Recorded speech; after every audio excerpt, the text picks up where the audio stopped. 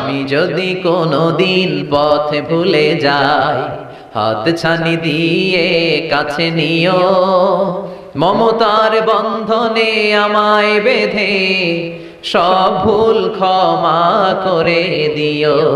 আমি যদি কোনোদিন পথে ভুলে যাই, হাত ছানি দিয়ে কাছে নিও, মমতার বন্ধনে আমায় বেঁধে সব ভুল ক্ষমা করে দিও। পড়েন আমিন। আমরা যদি পথ ভুলে যাই, আমাদের পথ দেখায় কে?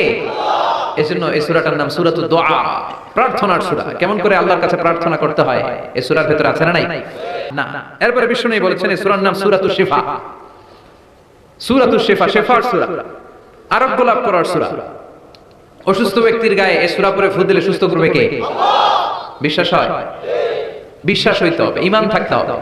ঈমান যদি পাক্কা হয় তাইলে কাজ করবে, তা না হলে কাজ করবে না। অনেকে বলে হুজুর আমি তো কত সূরা ফাতিহা পড়ে ফু দিলাম, কই আমার পেটের ব্যথা তো ভালো হয় না। যেটা কইছে তুই একটা ডাকাত, ঠিক কি না? ওর ঈমান নাই, ওর ঈমানে ঝামেলা। ফু দেওয়ার মধ্যে বেশ কম আছে না নাই?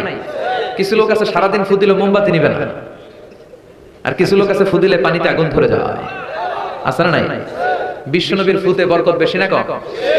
সাহাবারা বললে ইয়া রাসূলুল্লাহ সাল্লাল্লাহু আলাইহি ওয়াসাল্লাম, আমাদের কুয়ার ভেতরে পানি নাই, পানির লেয়ার অনেক নিচে নেমে গিয়েছে, পানি উঠাতে পারি না নবী, আপনি দোয়া করে দেন। বিশ্বনবী এসে ওযু করলেন, ওযুর কিছু পানি মুখে নিয়ে কুলি করে ওই কুলির পানি কুয়াতে ছেড়ে দিলেন। ছেড়ে দেয়া মাত্রই পাম্প মেশিন দিয়ে পানি উঠালে যেমনি লাফিয়ে লাফিয়ে পানি ওঠে, মুহূর্তের মধ্যে নিচের লেয়ারের কুয়ার পানি লাফিয়ে লাফিয়ে উপরে উঠতে শুরু করেছে। আরেক সাহাবী বললেন ইয়া রাসূলুল্লাহ ইয়া হাবিবাল্লাহ, আমাদের কুয়ার পানি বড্ড লবণাক্ত, লবণাক্ত পানি আমরা পান করতে পারি না, আপনি এসে দোয়া করে দেন যাতে কুয়ার লবণাক্ত পানিটা মিঠা পানি হয়ে যায়। বিশ্বনবী সাহাবীর সাথে গেলেন, ওযু করলেন, কুলির পানি কুয়াতে ছাড়লেন। 1000 বছরের লবণাক্ত কুয়ার পানি মুহূর্তের মধ্যে মিঠা পানি বানিয়ে দিল কে? এই সুন্দর ফুল, সুন্দর ফল, মিঠা নদীর পানি, আল্লাহ তোমার মেহেরবানি। তুমি কতই দিলে রতন, ভাই বেরাদর পুত্র স্বজন, ক্ষুধা পেলে অন্ন যোগাও, মানি চাই না মানি, আল্লাহ তোমার মেহেরবানি। পড়েন সুন্দর ফুল,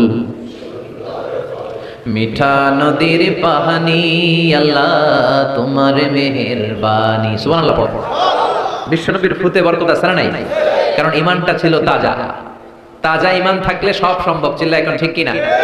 যে ঈমান প্রয়োজনে জ্বলে ওঠে না, যে ঈমান সত্যের কথা বলে না, যে ঈমান প্রয়োজনে জ্বলে ওঠে না, যে ঈমান সত্যের কথা বলে না, যে ঈমান বাস্তবে নাই, যে ঈমান অন্তরে নাই, মুখে শুধু কথার কলি, কি করে তারে বলো ঈমানে বলি, ঠিক কি না?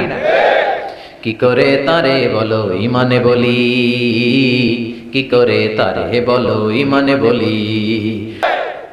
যে ঈমান শিরকিয়াতের আমল করে ভীত না হয়, যে ঈমান ঈমানে ভুলে নাস্তিকতার মঞ্চে ওঠে, আছে না নাই? যে ঈমানদার হতে চায়, আমরা পরিপূর্ণ মুমিন হতে চাই, যে ঈমান ছিল আবু বকরের অন্তরে, যে ঈমান ছিল ওমর ফারুকের অন্তরে, আল্লাহ তুমি কবুল করো। তাহলে এই সূরা এমন সূরা যে সূরা পরে ফু দিলে অসুস্থরে সুস্থ করে দেয় কে? বিশ্বাস হয়? ঈমান আছে তো? গন্ডগোল নাই তো? ফু দিলে সুস্থ হয়ে যাবে। সূরাতুশ শিফা। নিজেই নিজেকে রুকিয়া করবেন, তাবিজ ঝুলাবেন না। তাবিজ ঝুলাতে বিশ্বনবী নিষেধ করেছেন। যে তাবিজ ঝুলায় আল্লাহ তাআলা ওই তাবিজের উপর তাকে ন্যস্ত করে দেয় আর বলে আমার রহমত তোর থেকে তুলে নিলাম, দেখি তোরে কে বাঁচায়। এজন্য আজ থেকে তাবিজ যা আছে ছিঁড়ে ফেলবেন। তবে কিছু কিছু স্কলাররা বলেছে ছোট বাচ্চা যারা নিজেরা এখন আয়াতুল কুরসি পড়ে সূরা ফাতিহা পড়ে নিজেদেরকে ফু দিতে পারবে, মা বাবা কতক্ষণ ফু দিবে? 2 বছরের বাচ্চা, 1 বছরের বাচ্চা, মা বাবা যখন ফু দেয় জিন পড়ি এসে ডিস্টার্ব করে, মা যখন রান্নাঘরে যায় ছোট বাচ্চাটা এসে ডিস্টার্ব করে, আছে না নাই? তো এই ছোট বাচ্চা নিজে সূরা ফাতিহা পড়ে ফু দেওয়ার আগ পর্যন্ত, নিজে আয়াতুল কুরসি শিখে নিজেকে ঝাড়ফুঁক শিখার আগ পর্যন্ত ওই বাচ্চাদেরকে ফর দ্য সার্টেন পিরিয়ড, ক্ষণিক সময়ের জন্য তাবিজ দেয়া যাবে। অনেক মূর্খরা এগুলো বুঝতে চায় না। আমার এক আলোচনা নিয়ে অনেক জায়গায় তোলপাড় যে আজারে সাহেব তাবিজের পক্ষে কথা বলেছে, ছোট বাচ্চাদের তাবিজের কথা বলেছে, কই পেয়েছে দলিল? ওরা পড়ে নাই। জান্নেওয়ালার উপরও জান্নেওয়ালা আছে, খেয়াল রাখতে হবে। আবু নওয়াসের কবিতা, ওয়া কুল্লি মাইয়াদাঈ ফিল ইলমি ফালসাফাতান হাবাসতা শাইআন ওয়া গাবাত আনকা আশিয়াউ। তোমার সামনে কেউ যদি দাঁড়িয়ে বলে আমি সব জানি, তুমি বৃদ্ধাঙ্গুলি দেখিয়ে বলো তুমি কিচ্ছু জানো না, তোমার জানার অনেক বাকি। জান্নেওয়ালার উপরও জান্নেওয়ালা আছে। এজন্য স্কলাররা ছোট বাচ্চা যারা নিজেরা রুকিয়া করতে পারে না, মা বাবা রুকিয়া করে ফু দিলে ভালো, মা বাবা চলে গেলে ভূত পেট নিয়ে এসে আসর করে, আসে না নাই?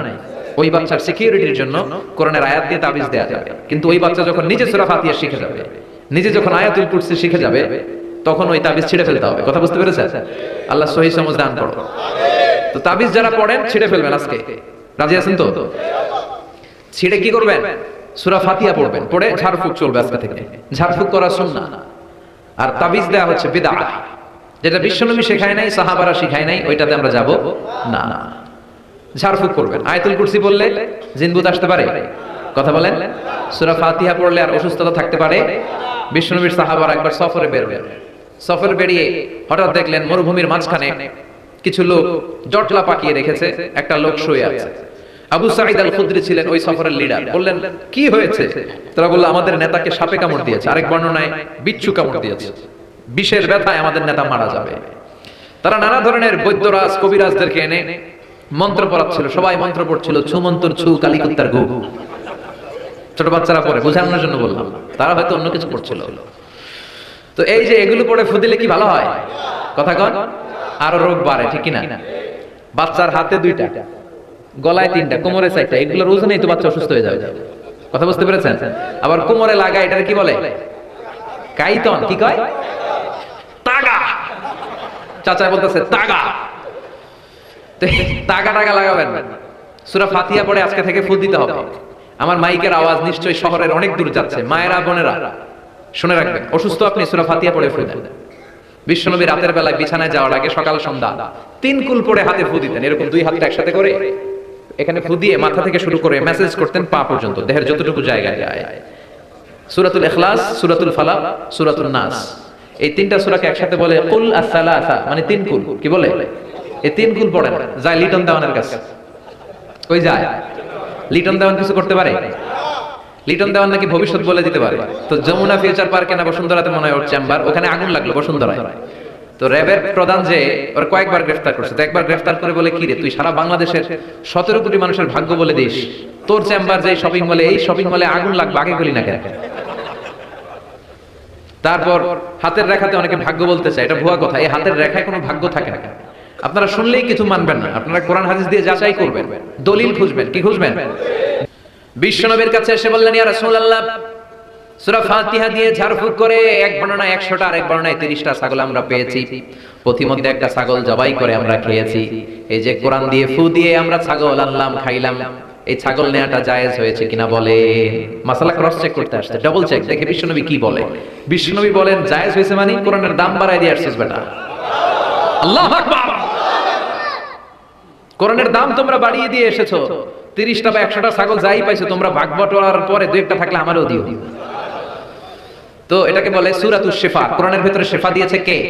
ওয়া নুনাজ্জিলু মিনাল কুরআনি মা হুয়া শিফাউন ওয়া রাহমাতুল লিল মুমিনিন ওয়া লা ইয়াজিদুল যালিমিনা ইল্লা খাসারা। এই কোরআনের মধ্যে আমি শিফা দিয়েছি, রহমত দিয়েছি, বরকত দিয়েছি। মুমিনদের জন্য কোরআনকে শিফা বানিয়েছে কে? সূরাতুশ শিফা মনে থাকবে। এই যে পিসা হুজুরের কাছে যে আসেন ফু দেওয়ার জন্য, যে হুজুর ফু দেন, হুজুর কি পড়া ফু দেয় জানেন? আজকে কোমর ফাঁস করে দিয়ে যায় হুজুরের, সূরাতুল ফাতিহা পড়ে ফু দেয়। হুজুরের কাছে আইসেন, আপনারাও ফু দিয়ে নিজেরাও দিবেন। সবসময় যে হুজুরের কাছ থেকে নিতে হবে তা না, আব্বা আম্মার কাছ থেকে নিবেন। আব্বার কাছ থেকে নিলে এটা সবচেয়ে দামি ফু, ঠিক কি না? 2 গ্লাসে পানি, মানে কিন্তু আমার আব্বা, জানেন? এজন্য আব্বা আম্মার কাছ থেকে দোয়া চাইতে হবে। 2 গ্লাসে পানি। পৃথিবীর সবগুলো পীর সাহেবরে বললাম হুজুর এই গ্লাসে একটু ফু দেন, হুজুর আমার ফু দিয়ে দিল। আমার আব্বা উনি আরেক গ্লাসের পানির মধ্যে ফু দিয়ে দিল, মুহূর্তের মধ্যে আমার আব্বার ফুটা কাজে লেগে যাবে। গোটা পৃথিবীর পীর সাহেব একদিকে, বাবা মার দোয়া আর ফু আরেকদিকে, ঠিক কি না?